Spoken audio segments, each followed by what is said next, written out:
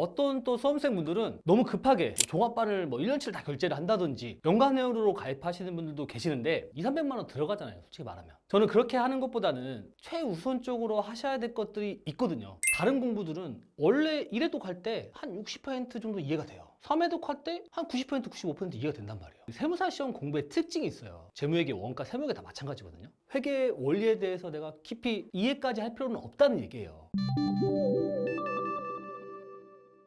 시작하자마자 바로 학원 가서 사이트 들어가서 1년치 다 결제하고 책부터 다 사지 마시고요. 처음 시작하게 되면 저는 영어 점수부터 확보를 하셨으면 좋겠어요. 저 고시반 다닐 때도 그랬거든요. 재무회계도 중요하고 원가도 중요하다 보니까 공부를 막 하다가 영어는 그냥 나중에 한 2달 남겨놓고 하면 되겠지? 3월달 됐을 때 짐 빼는 학생들이 꼭 한 명씩 있었어요. 시험장에 못 들어가는 경우도 사실 발생을 한단 말이에요. 유효기간도 예전에는 2년이었는데 5년으로 이제 늘어났기 때문에 가볍게 생각하지 마시고 이거 하나만은 절대 미루지 말고 이것부터 저는 먼저 확보하셨으면 좋겠습니다. 다음으로 정말 많은 수험생분들이 궁금해 하시더라고요. 선생님, 회계 원리 꼭 들어야 되나요? 이 회계 원리라는 게 재무회계를 공부할 때 필요한 기본적인 걸 공부하는 과목이에요. 연구시라고 생각하면 되죠. 제가 어제도 사실 수험생 한 분이 전화가 오셨어요. 자기가 회계 원리를 시작을 했는데 이해가 너무 안 된대요. 그래서 이 세무사 시험이 나한테 맞는지 안 맞는지까지 고민하고 계신다는 거예요. 그래서 제가 어제 저녁 12시에 전화했어요. 지금 통화 되냐고. 그렇게 하지 않으셔야 된다고. 이게 과목 이름이 원리니까 이게 원리가 쏙쏙 들어올 것처럼 생각을 하는데 수험생분들 10명 중에 회계원리 듣고 이해 안 되는 분들이 한 8 정도 돼요. 그리고 이 재무회계 공부의 특성상 한 최소 3회독 이상이 되지 않으면 자체가 원래 어려워요. 분계도 이해 안 돼서 그 분계를 막 붙잡고 있고 자꾸 다른 진도가 못 나가고 그러시면 안 되거든요. 회계원리 정말 가볍게 들으세요. 한 40강 되거든요. 이거 그냥 한 1.5배속 이상으로 해가지고 시간이 충분하신 분들은 그냥 일주일 만에 그냥 다 들어버려요. 이해 안 되는 건 그냥 넘어가요.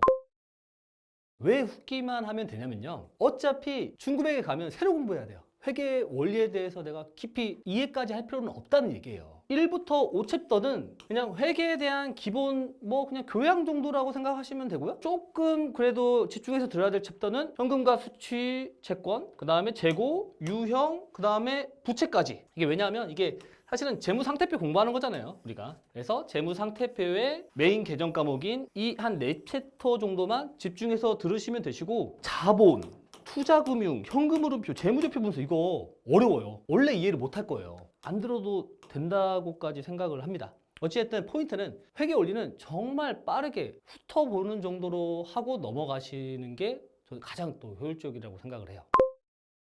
다들 각자 이제 계획은 다 있으실 거예요. 중요한 게 각자의 계획대로 진도가 무조건 나가야 돼요. 4월 달까지 내가 재무회계랑 원가 기본 강의를 더 완강하는 게 이제 계획했다고 해볼게요. 근데 이 공부를 하다 보면 재무회계가 이해가 안 되니까 기초부터 탄탄히 원가 관리 진도가 못 나갔다든지, 그래서 정말 최악의 경우에는 한 6개월까지 그냥 재무회계만 공부하고 있는 거예요. 이해가 안 되는 건 이해가 될 때까지 철저하게 절실하게 또 공부를 하려다 보니까 재무회계만 보고 계신 거예요. 더 안 좋은 상황은 이 세무사 시험이 나랑 안 맞는가 보다, 그렇게 생각해서 세무사 시험 포기하신 분들도 계시단 말이에요. 계획이 한번 밀리면 그걸 다시 추스리는 건 정말 힘듭니다. 왜 계획대로 진도가 나가야 되냐면, 두 번째 이유가 세무사 시험 공부의 특징이 있어요. 재무회계, 원가, 세무회계 다 마찬가지거든요. 다른 공부들은 원래 1회독 할 때 한 60% 정도 이해가 돼요.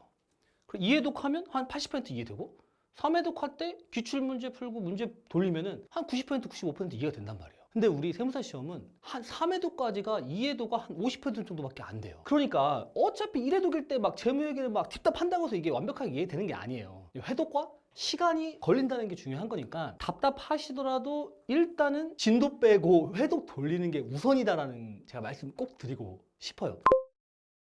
그리고 이제 수험생분들 중에서 직장 병행하시는 분들 되게 많더라고요. 저희 멘토링에 들어오신 분들도 보니까 직장 다니시는 분들 굉장히 많아요. 이 공부 계획이 조금 수정은 돼야 돼요. 전업하시는 분들은 한 주에 공부하는 시간이 한 50시간 정도 돼요. 병행을 하시는 분들은 적게는 35시간에서 많게는 한 40시간 정도가 제한이 되기 때문에 공부 계획을 조금 바꿔주셔야 됩니다. 근데 크게 달라지지 않아요. 직장 병행은 현실적으로 동차는 어렵고 무조건 유예 합격을 하기 위한 전략을 저는 세우셔야 된다고 생각을 하고요. 2차생이 됐을 때는 이왕이면은 직장을 그만두시고 세무사의 전업을 하셨으면 좋겠습니다.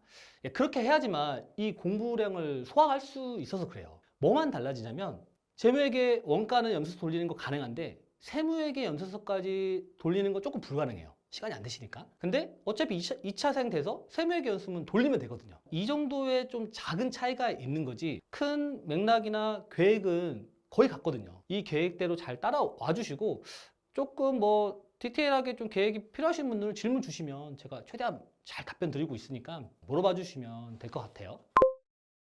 수험 기간 내내 함께할 교수님과 교재를 선택을 해야 되잖아요. 저는 이렇게 추천을 드리고요. 이왕이면 이대로 하셨으면 좋겠고 시작할 때 결제부터 하지 마시고 그냥 학원 들어가셔서 샘플 강의 다 들어보세요. 저는 이왕이면 실강 말고 인강을 추천드리고 그 이유에 대해서는 제가 다른 영상에서도 말씀을 드렸고 그다음에 뭐 과목별 강사님 추천, 교재 추천하는 영상도 제가 디테일하게 찍어놨으니까 그거 참고해 주시고 세무사 시험을 시작을 할 때 이거 말고 정말 하나 또 선택하셔야 되는 게 있다고 생각을 해요. 수험 기간을 함께할 운동 하나 꼭 하셨으면 좋겠습니다. 우리가 공부를 하면 시험 결과가 2년, 5년 있다 나오잖아요. 나는 공부 열심히 하고 있는데 누구는 뭐 취업했다더라, 결혼했다더라, 나만 괜히 뭐 정치되는 거 같고 고립되는 거 느낄 수 있잖아요. 운동이라고 하면 제가 거울 봤을 때 만족감도 좋고 성취감도 느낄 수 있고 체력도 뒷받침되니까 공부도 다시 훨씬 잘 됩니다. 그렇다고 공부보다 운동이 더 우선되면 안 돼요.